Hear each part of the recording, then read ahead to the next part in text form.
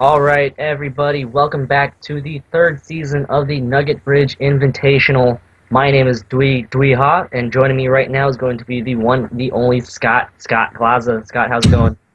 Pretty good, Dwee. We should probably change our internet handles. All right, right now we got a pretty good matchup for you guys. We got Mrbopper versus Baz Anderson here in the top eight of the Nugget Bridge Invitational, where players are playing for $1,000 in cash prizes. Right now, the winner of this will go on to win at least $125 in cash money. Scott, I mean, you've seen all these battles so far, and what do you think so far about this tournament? I think it's been nice. I think we've almost gotten better battles than we expected here. I think both the matches so far on stream, the favorite lost, and I think that's a sign that the tournament's very competitive. Gone are the days where you kind of just knew who was going to win a VGC match by looking at the players participating in. Everybody's gotten a lot better, and I think we'll get another really exciting match here. Right, Mrbopper, the only player to qualify, or one of the only players to qualify for all three Nugget Bridge Invitationals. So this is his tournament. He is the defending Invitational champion. Wants to take home the $500 cash grand prize and, keep that title. But Baz Anderson, of course, can be a pretty tough competitor for Bopper. Baz, of course, last year placed ninth place at the World Championships, just barely missing the top cut at Worlds. I have to say, I love both of their teams here. I don't know if we want to read them off or not, but Bopper's team is Tyranitar, Salamence, Amoonguss, Heat Rotom, Gyarados, and Lucario, and you can see Baz Anderson's team on your screen, which is Raichu, Amoonguss, Tyranitar, Aegislash, Azumarill, and Talonflame. But I was going to say, I love these teams because to me, these teams both look like they're very appropriate for the people using them. I think nothing annoys me more is when I'm watching a match and I just feel like there's a terrible fit between the team and the player. But they both have qualities that I kind of associate with these players. Baz is famous for using Liepard last year, and this year he's got Raichu, who kind of performs a similar role at the Fake Out and Encore. So I feel like it's a very familiar ground for him and something he's proven that he's excellent at running. And then Bopper's end, last year he won the Nugget Bridge Invitational with a team based around Dragon Dance. I don't know if he's doing that again or not, but he's at the very least threatening it, so anyone who knows him will kind of have to respect that now. Tyranitar, Gyarados, both reasonably common Dragon Dance users, and Salamence can technically learn it, but not likely in VGC. But he also has that threat of redirection from Amoonguss and Lucario. He's got a bunch of potential Megas, since he has all of Tyranitar, Gyarados, and Lucario, so kind of a tricky team to play against on Bopper's side. Whereas on Baz's side, he's kind of got a bunch of Pokemon that are disruptive and make it difficult to play against by restricting your opponent's options. So should be a good match here, and two players who have a lot of ways to force their opponent's hands. Definitely agree with you there, Scott. Of course, Amoonguss, Tyranitar, and Gyarados key to Mrbopper's defending championship team. Of course, Amoonguss providing such great rage power support for Tyranitar and Gyarados' weaknesses. As both players now get underway, Mrbopper leading with Amoonguss and Tyranitar, while Baz going to lead with Azumarill and Raichu. Raichu with that Lightning Rod ability going to be very, very useful for that Azumarill. Yeah, Azumarill and Raichu is kind of a cool combination in VGC. Both of them are very... I guess saying Azumarill's frail would have been unfair, but they're not the most defensively bulky Pokemon in the world. But Raichu makes it very difficult to actually do damage to them.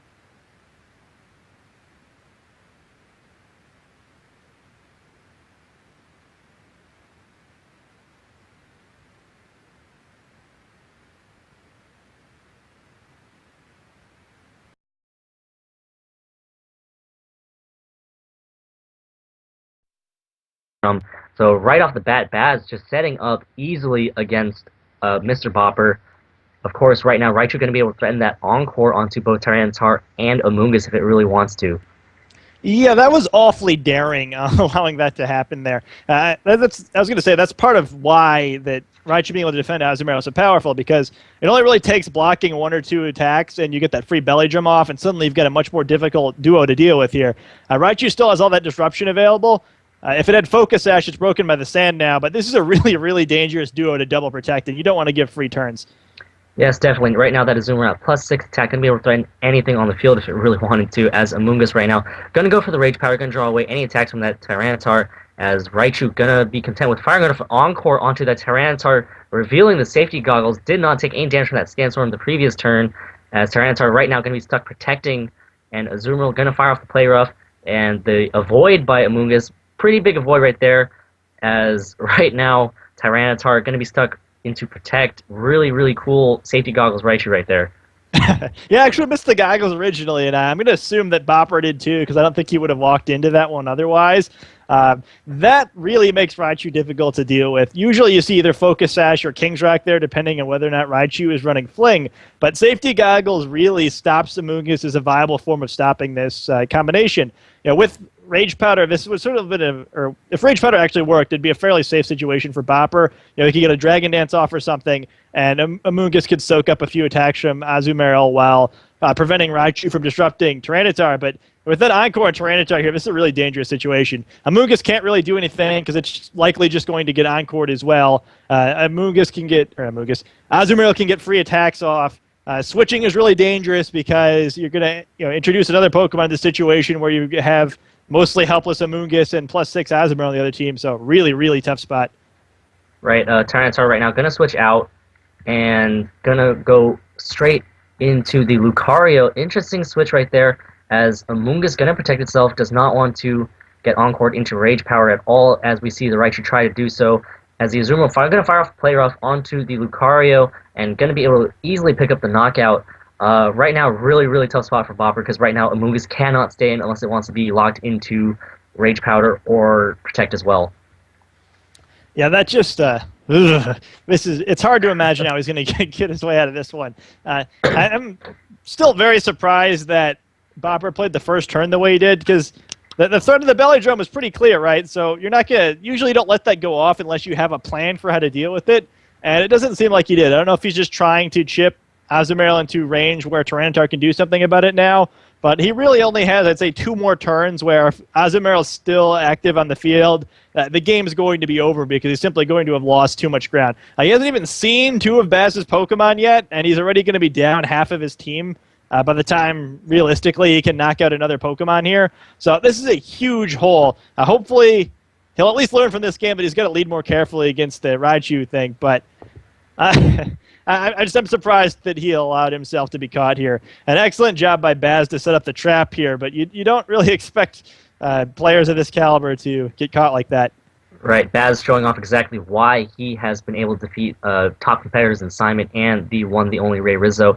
Azumarill right now going to protect itself this turn, and Amoonguss content to just Rage Power, draw away anything that Raichu might throw at it, and the Encore going to go onto Amoonguss, and Amoonguss going to be locked into Rage Powder, as Tyranitar going to fire off Rock Slides, going to try to start doing a little bit of damage, but the really big thing right now is to try to knock out that Azumarill, but Azumarill protecting itself as Raichu goes down to about 50%. Amoonguss right now going to be able to draw away at least 1 Play Rough from Azumarill. Still really, really tough position for Mr. Bopper to play around. He might be...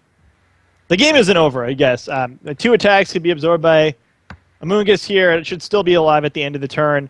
2 Rock Slides from Tyranitar would likely knock out the Azumarill here. 1 will knock out the Raichu, so the danger now is what's behind the Raichu. If it's something that can prevent the combination of Amoonguss and Tyranitar from knocking out Azumarill next turn, it's likely that this one's going to be over. If Baz doesn't have a Pokemon that can do that, maybe Bopper will be able to pull this one out. But I guess we see kind of what Bopper was thinking he was going to do the first turn before not noticing the safety goggles and walking into that Encore. But still, that's pretty good information for Bopper to pick up for the next game, in Game 2, as Raichu decides to switch out. Gonna go into his own Tyranitar right now. Right now, 2 Tyrantars staring each other down, as Amoonguss, of course, locked into that Rage Power. Gonna have to keep Rage Powering away any and all attacks from that Tyranitar, as Tyranitar continues to Rock Slide. Gonna hit that Azumarill for a pretty good amount of damage, as the Play Rough from Azumarill going to go off and probably going to get the knockout on Amoonguss, and it does. Critical hit didn't really matter, as the Rocky Helmet does a little bit more damage back to Azumarill, and right now Azumarill probably in chip range for that Sandstorm, but the Sandstorm subsides. Of all the turns for it to subside, it has to be this one. Yeah, I don't know if he was counting that or not, but I'm sure he wasn't, because probably wasn't expecting it at that low at HP, but boy, does that work out brilliantly. And not only that, he's got his own Tyranitar out in the field safely, but this does create an interesting situation for him in the sense that the only Pokemon on Baz's team that can Mega Evolve is Tyranitar, but he probably doesn't want to do that because doing so would turn the Sandstorm back on and knock out Azumarill, so I'd expect Tyranitar to stay in its normal form here. Azumarill's going to have to guess which target isn't going to protect here and pick it up with an easy Aqua Jet. He also has the option of protecting again, as 2 rock slides on that Rotom would likely knock it out and make this much simpler for him. So Baz in a really commanding position here, and it's hard to imagine him coughing up this game. Right. Even if Azumarill and Tyranitar cannot do the job, he still has Raichu and another hidden Pokemon in back, just showing exactly how dominating performance this is for Baz right now, not even revealing his fourth and final Pokemon, as Tyranitar gonna Mega Evolve this turn. So bringing back the Sandstorm against all that you said that he would probably not do, and going to be interested to see exactly what he decides to do right here, as Tyranitar from Mrbopper's side going to protect itself, does not want to take any damage at all this turn, and Azumarill going to fire off the Aqua Jet onto the Tyranitar, but the Protect is there as Mega Tyranitar is able to set up a free Dragon Dance. Right now that Tyranitar is also going to be threatening, as we see both Pokemon trying to set up, as Rotom going to fire off a Will-O-Wisp onto the Azumarill. Interesting move right there to fire off the Will-O-Wisp onto the Azumarill. Yeah, that was a little questionable there. Not only is there the chance of missing Azumarill, but like, unless you're just assuming the Pokemon in the back,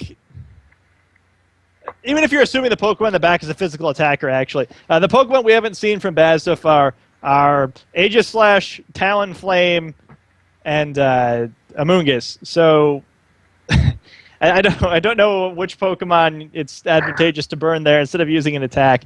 I was expecting the Burma to go off on Tyranitar there, since you're kind of assuming it's got Dragon Dance in this team, but not what we see. Right, the Mega Tyranitar right now with that Dragon Dance speed was going to fire off a Rock Slide, going to be able to knock out that Heat Rotom easily and do a good amount of damage to that Tyranitar, as Raichu going to be content with just firing off an Encore onto that Tyranitar, as it's going to have to be forced to protect this turn. So Baz right now in pretty strong shape. Pretty much, I believe he has his battle won. Yeah, with Tyranitar locked into Protect there, definitely over. I want to take a moment to comment on how brilliant that trap is by Baz. You know, I mentioned that he probably wasn't going to Mega Evolve to knock out the Azumarill, but what he did was way smarter, because if Tyranitar hadn't protected last turn, it would have been knocked out by the Aqua Jet. And because it did protect, and because he knocked his own Azumarill out, he got to bring in Raichu for free, which guaranteed he'd get to Encore the Protect next turn. And since there was down to 2 Pokemon on Bopper's side, Tyranitar wouldn't be able to switch out. So he was kind of guaranteed to basically get a knockout there, either directly with Aqua Jet or indirectly by locking into Protect. And that was really smart. And I think that's some of why I thought this team was such a good fit for Baz. You know, he loved doing that sort of thing with Liepard last year. So the fact that he's kind of found a similar way to execute that this year is great. Another thing that I remember that Baz liked doing last year was to set up Pokemon next to Pokemon like Liepard. He was a big fan of Calm Mind Cresselia last year. So he's got that Dragon Dance Tyranitar. He's got the Belly Drum Azumarill next to Raichu and Amoonguss, who can kind of help facilitate that setup, and also Talonflame's in the team to kind of give some removal to some of the threats that might prevent that setup, like things that are immune to Rage Powder, for instance, like the enemy grass types. So I don't know. I feel like this team is such a good fit for how he likes to play the game. Not surprised to see him doing really well there. And I think it's worth noting, too, for people who haven't been paying attention to the bracket, Baz knocked out Ray Rizzo and Simon Yip in the first 2 rounds. Like, those are 2 pretty serious wins. So, absolutely. I mean, Ray really Rizzo, 3-time world champion. Simon, always a strong competitor in all these Nugget Bridge events, and even in real-life events as well. Of course, this year, top cutting at Nationals. Yeah, he finished the top 8 of U.S. Nationals this year. Right. Both this year and last year. If he'd won one more game at U.S. Nationals, he would have made Worlds. So I'm pretty impressed by how well Baz has done. This is a pretty impressive run of players to tear through here. And Bopper, again, another very impressive opponent to try to come out ahead of. He won the Invitational last year. He was very close to qualifying for Worlds himself this year. So a tough opponent to come over here. And I'd be interested to see how Bopper kind of recovers from the first game. I mentioned previously, too, that I thought this was also a good team for him to try to get set up against. Right. Or to set up with, rather, because he's got those set up Pokemon, which is what he Right. likes to do. But Raichu is an excellent counter to that sort of thing. So I think dealing with Raichu efficiently is how he's going to deal with this game. Like, he's going to have to get rid of it faster so he can use his own tricks here. Absolutely. I have to agree with you there, Scott. Both players are now playing a kind of a setup game. Whoever gets set up first will probably be the victor, as both players right now get ready to send out their Pokemon. Bopper, of course, that famous Amoonguss Tyranitar lead setup, while Baz going to change it up a little bit. Talonflame and Raichu on the other side. Talonflame, of course, not really liking facing off against that Tyranitar, but at the same time, it can do so much damage to that Amoonguss. Yeah, I guess we'll let the turn go here. Yeah, Amoonguss, of course, going to switch out. Not going to want to face off against that Talonflame as Rotom Heat Rotom going to come in as Raichu fires off the Fake Out onto the Tyranitar. Tyranitar, of course, not protecting this turn after seeing exactly what it could do. Talonflame going to be content with just firing off a Taunt onto the Heat Rotom as Tyranitar going to flinch from that Fake Out, and Talonflame going to get chipped by that Sandstorm. Rotom Heat also going to get chipped by that Sandstorm as well. Better position for Bopper this game, though. Rotom Heat in a sort of advantageous position here. It's got to be a little careful trying to deal with that Talonflame with Raichu out there. Raichu, again, going to be very disruptive here. It's tough to protect or Dragon Dance against it with the risk of Encore and the threat of Fake Out, so a little tough to get going. But there's two Pokemon on Bopper's side of the field that Talonflame can't do a whole lot against.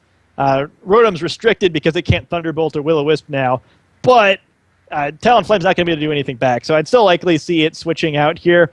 But at least this time, Bopper actually has enough room to try to make some moves. Right. Still, it's just so tough to play against this team that Baz is using. Yeah, it's always difficult playing against a Pokemon that can Encore because if you do one wrong move, you're going to be locked and you're going to have to either be forced to switch or stay in and use moves that you really don't want to use. Talonflame right now going to switch out, does not want to face off against Rotom Heat or Tyranitar, going to go straight into Baz's own Tyranitar, as Raichu going to be content to fire off a Thunderbolt onto Bopper's Tyranitar. Gets the Paralysis. Alright, as Tyranitar going to get off a Dragon Dance, but that Paralysis is so huge right now because of the ability for it to lower its speed stat. As Rotom right now going to fire off the Overheat, going to target down the Raichu, going to do a lot of damage. Is it going to be able to pick up the knockout? And with the critical hit, it does pick up the knockout as Rotom Heat's special attack is going to drop 2 stages as Raichu goes back to Baz. So a really big threat right now in Raichu being knocked out. Yeah, I mean, that's a big knockout for Bopper. Like I mentioned before, I feel like being able to get rid of that Raichu is a big part of how he was needed to win this game to try to get set up here, but that Paralysis on Tyranitar is so bad for him. Loses that speed advantage from Dragon Dance, which is important in this Tyranitar mirror, and now it's slower than Azumarill, which is also a big problem because not only will Play Rough do chunks here, but there's still that chance now where if Baz can get rid of Rotom here, which is already at 2 levels of reduced special attack, Azumarill's threatening that Belly Drum again, and also the threat of Tyranitar just rock sliding here. Does tons of damage to Rotom. The combination of flinch and paralysis chances on Tyranitar makes it fairly unlikely it's going to get an attack off. So, again, Baz is kind of maneuvered into a position where he's got a big advantage here. Even with the disadvantage in score, his board position is a lot better now. Right, Pokemon, of course, the game of momentum, and Baz just always looking for opportunities to take advantage of that momentum by sending in that Azumarill, which is able to threaten that Rotom, going to be able to threaten that Tyranitar.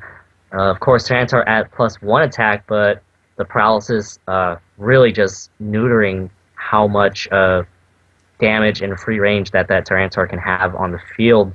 Wouldn't be surprised to see if Tyranitar decided to Mega Evolve this turn to try to get an attack stat boost and try to do a lot of damage to that Rotom Heat. Scott, what do you think? I guess I'll tell you, but let's just find out, right? Heat Rotom not going to want to stay in, going to switch out, going to go back into the Lucario as Tyranitar going to go back into that Amoonguss.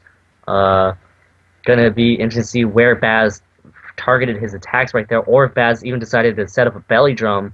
Tyranitar going to Mega Evolve, going to get that attack stat boost, which is just so monstrous after it Mega Evolves, and going to be content with firing off a Rock Slide. Lucario going to avoid the attack. Lucario, of course, would not mind that Rock Slide that much with that quadruple resistance, as Azumarill does get off a free Belly Drum. That is just... Baz has gotten off 2 free Belly Drums in 2 games. Yeah, I like the play on both sides here. I think that Bopper, unlike in the first game, he did the best he could with a bad situation here. He recognized he couldn't stop the Belly Drum, so he switched out into a position that gave him the best chance of dealing with it. So props to him. He didn't just kind of play out the losing scenario there. But how good is Baz at getting the drums off with this team? He's so clever at finding ways to set up those opportunities. This team is so perfect for how he likes to play. So, again, Bopper facing down, disadvantageous position here. That switch at least gives him a chance to do something here. He's threatening Spore on both Pokemon. He's threatening Rage Powder on both Pokemon. Lucario, most likely Mr. Bopper's Mega. We haven't seen it yet, but we're going to assume It'd be very unlikely it's not. So, close combat would knock out Tyranitar very easily. More likely, it'll go for it. I guess it's equally likely it'd go for an attack on Azumarill here. But I guess that guessing game is going to be really important here. He can't attack into a protect if he wants to win. Right, Mega Lucario making an appearance right now. Of course, last game we did not get to see it Mega Evolve after it fell instantly to Azumarill's Play Rough.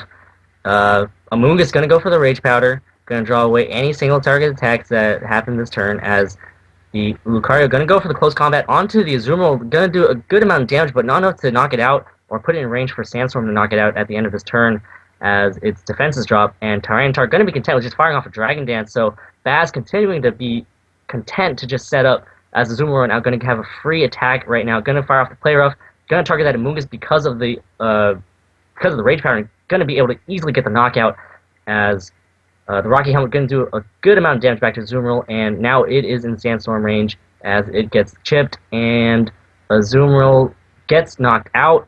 So the +6 Azumarill off the field right now, but at the same time Tyranitar at +1 attack and +1 speed, going to be able to threaten a lot of Pokemon on Bopper's side.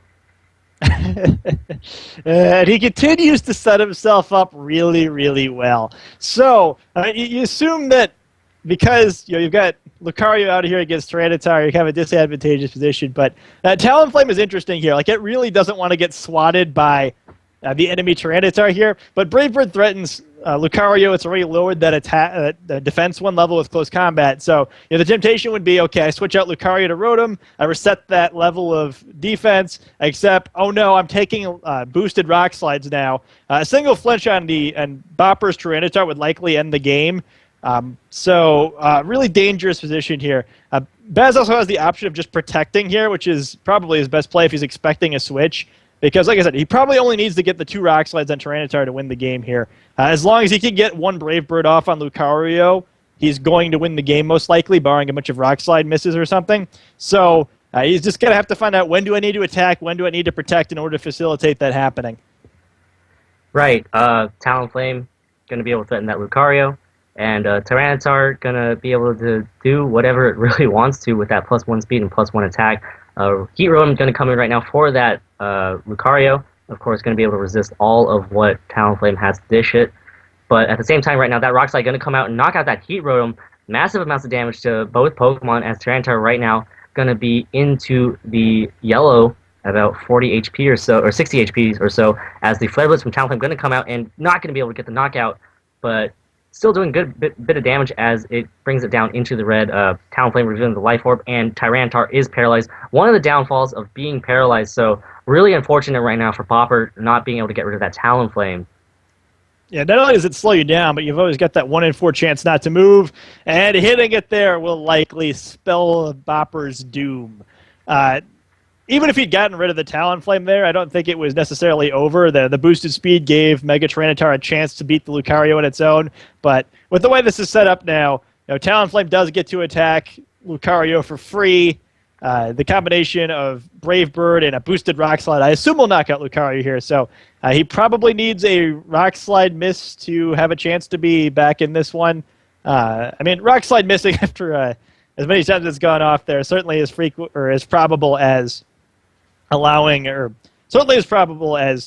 1 paralysis there, especially since Bopper was unlucky enough to get paralyzed to begin with on a Thunderbolt. But he's going to need some luck to claw his way back into this one now.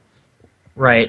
Right now, that Talonflame going to be able to easily just Brave Bird that Lucario if it really wanted to, and Tyranitar, of course, with that attack boost from Dragon Dance, going to be able to do a good amount of damage with Rock Slide regardless of the resist that Lucario has. So really good position right now. Going to be interested to see if Bopper has any tricks that he can pull off to see if he can try to steal this one away from Baz. But Baz, of course, showing off why he is so strong at this game. As right now, Lucario going to protect itself, and Tyranitar going to go for the crunch, just going to easily pick up the knockout on that Tyranitar. And right now is Lucario versus the world of Talonflame and Mega Tyranitar at +1 attack and speed. So that might just seal the deal, as Talonflame going to be content with just firing off Flare Blitz into the tech.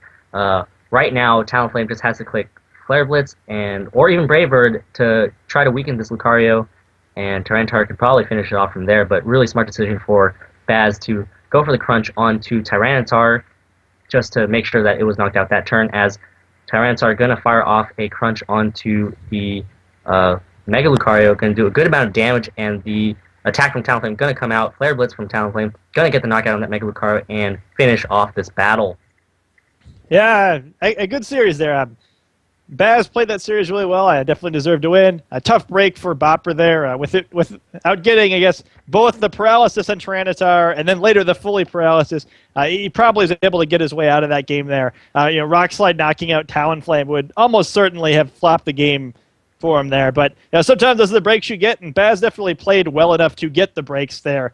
I think in Pokemon, we always get frustrated sometimes as players and as spectators when you play in a way that makes you more likely to win and then you don't. But I think part of this game is playing well enough that you have a chance to get lucky, I guess, because you're going to win and lose some games that way. And I thought both sides played that game really well. So they both gave themselves the chance to win the game, and the dice rolled Baz's way that time. But really impressive series, I thought, by both players. Bopper kind of screwed up the beginning of game one there, but I think after the first few turns of the first game, both sides played that series really well there. Just Baz got enough of a break in that first game with playing better the first few turns than Bopper did to take the first game, and then the second game, Paralysis had control. So excellent series there, and congratulations to Baz. He's earned some money. Yep, $125. Gonna go on to the next round and compete for another $125 to see if he can bring home $250. Bopper, of course, the former champion of the Invitational will no longer be able to defend his title, as Baz is going to continue to move on and try to search for his first Nugget Bridge Invitational title. As we said, Bopper and Baz, they both played a really, really good set. Bopper, of course, with that setup team, however, he just did not have the options to set up as much as Baz did. Baz, of course, getting off 2 free belly drums. That was pretty huge, Scott. 2 free belly drums. Bopper, of course, he was able to try to set up with that Dragon Dance, but that unfortunate paralysis, as you've already mentioned. So, great plays from both players. Shall we take a look at the bracket, Scott? Yeah, I think we should definitely do that. And one more note on the matchup while you're mentioning it, but I think in a battle of setting up, two teams trying to set up against each other like that, Raichu is a really interesting tool. Raichu is definitely not a Pokemon it probably gets less discussion on serious competitive teams than it should. I think it's really good for a Nichemon, but it's really good as far as when two teams are trying to set up against each other. The team with Raichu certainly seems like it'd have a big advantage as far as having more options and restricting the opponent's options more. So I feel like Raichu really the MVP there just for the way it forced Bopper to change how it played. Definitely a Pokemon where I think if players are kind of looking for something a little more obscure to use, Raichu is solid. It's definitely a Pokemon.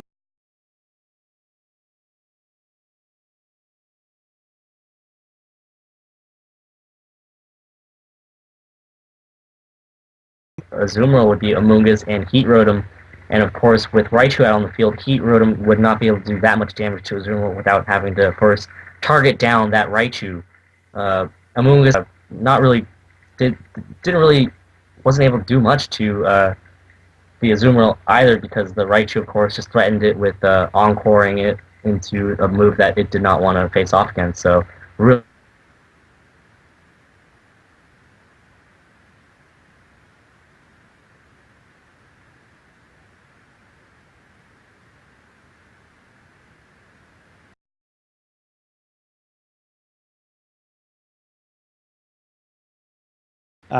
Looks like our Inanimate has taken a 2-1 victory over Infuego, so he'll be on to the semifinal round here.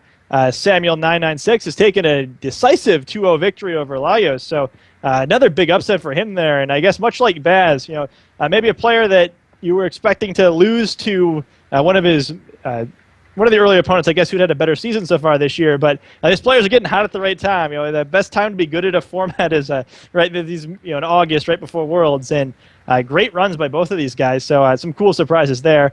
We saw Baz defeat Mrbopper in the final semifinal. So we're just waiting for the winner of CT Mikoto Misaka / Angel Miranda and Masi there, who are tied at 1-1 in a tight series there, where both players kind kind of having season, I guess, like I said, I mentioned before that Angel had been playing the trading card game so far this year, so he really hadn't a chance to prove himself. And I really, really expected Masi to make Worlds this year, and I was surprised he kind of had a rough run at the national level.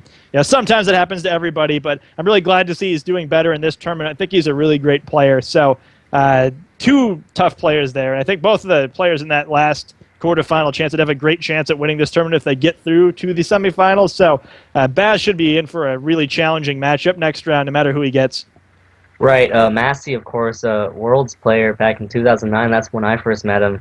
Really great guy. Really, I mean, after 2010 or so, he didn't do as well as he'd hoped, but he's definitely making a great resurgence, great comeback right now, and he's definitely one to look for in this tournament if he can make it through, of course, the ever so tough CT Makoto Masaka.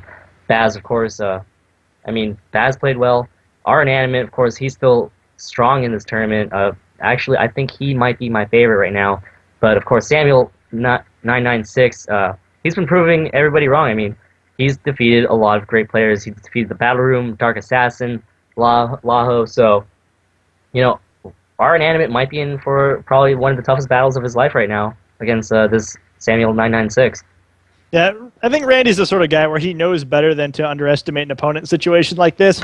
But, I definitely think that'll be a challenging match for him. And I kind of love both the semifinals in that regard, in that it's cool that it's not maybe the people you were expecting to make it here, but they're certainly players from what we've seen that deserve to be where they've got. Like, you can look at the routes all the players have taken to get to where they are in the bracket right now, and just you can't fluke through a tournament that's as difficult as this one. So it's really cool to, I guess, kind of provide another opportunity to see players break out at this tournament. I think anyone who goes to the semifinal stage in a tournament like this one, they're the sort of player you'd expect to do well at the world level. So it's cool to see, I guess, what we've seen from these players. And I don't know if we'll be able to stream that match or not, because I know we have very few players in the top half of the bracket with streaming capabilities. But once they're out, I would definitely check the battle videos of the path that Samuel's taken so far, because he's beaten some awfully strong opponents, and it'll be cool to see how he was able to do that.